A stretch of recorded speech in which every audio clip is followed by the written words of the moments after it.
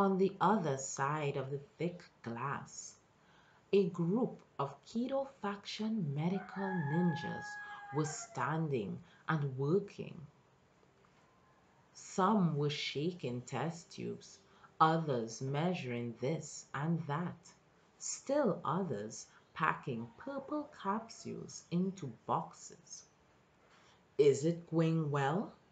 Keto asked Maguire beside him as they watched subordinates packing boxes of capsules. It is. It appears that we will safely reach this month's quota, came Maguire's level voice in return. That is all.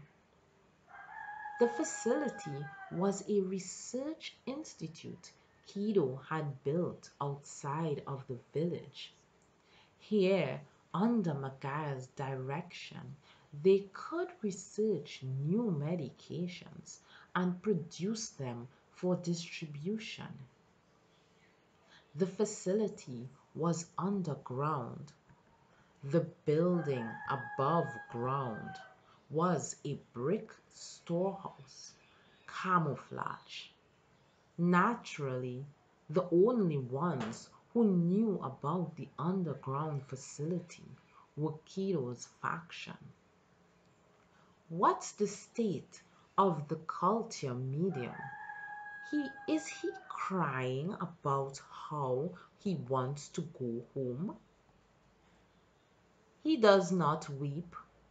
In fact, given that he is being kept half conscious with medication, the feelings of the culture medium are not apparent. That is all. Is that so? Still, some bad ones in this world. Kido grinned as he changed the subject. Anyway, the budget meeting went well. It was almost anticlimactic. However, Hatake Kakashi may have realized that we were the ones who carried out the attacks on the daimyo and his advisor. It doesn't matter if he did. Actually, if he was the sort of man who didn't notice that much at least, he wouldn't have lived long enough to become Hokage. This was not just sour grapes. Kido really believed it didn't matter if Kakashi suspected them of anything. The attacks on the advisor and the daimyo were for Kido nothing more than a test. A tailed beast drug. The results had been superb. Just as Kido ordered, assassin abilities enhanced by tailed beast drug had thrown a kunai next to daimyo, lightly slashed the advisor, evaded the pursuing guard ninja, and fled the scene quite admirably. Kido had then used those attacks as a pretext to secure a budget increase for the Anbu. We can use the tailed beast drug.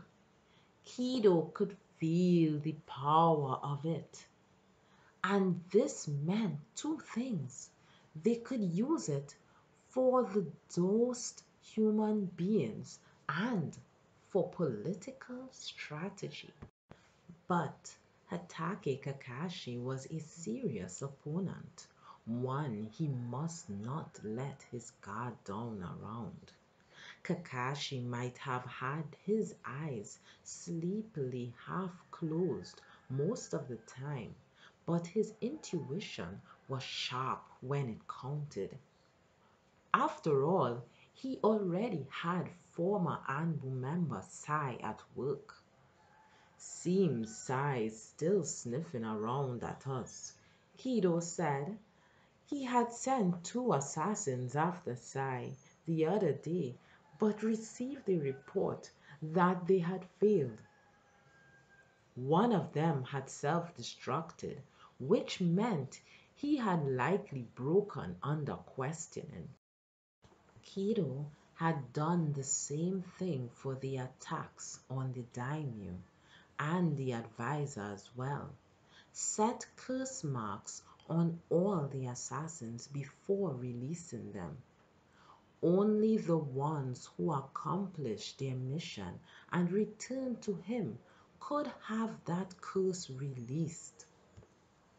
The failure of the other day, Magar began, was because my own estimations were incorrect. I sent two people with one tail, but their own skills and chakra were apparently insufficient. That is all. Well, it's fine, I suppose, Kido said. They failed, but it will serve as a warning, and if it comes down to it, we can simply send some with more tails. They couldn't let their plans be set back at this stage. So much money that the village budget paled in comparison. They still had a little ways to go in order to get there. Pretty great, huh, kiddo? Now you can go to the academy like everyone else. Yeah, thanks, Dad. The memory came back to life unbidden in the back of his mind, and Kido's face froze. Money, more money. The curse in his heart found its way to his voice and slipped out of his mouth.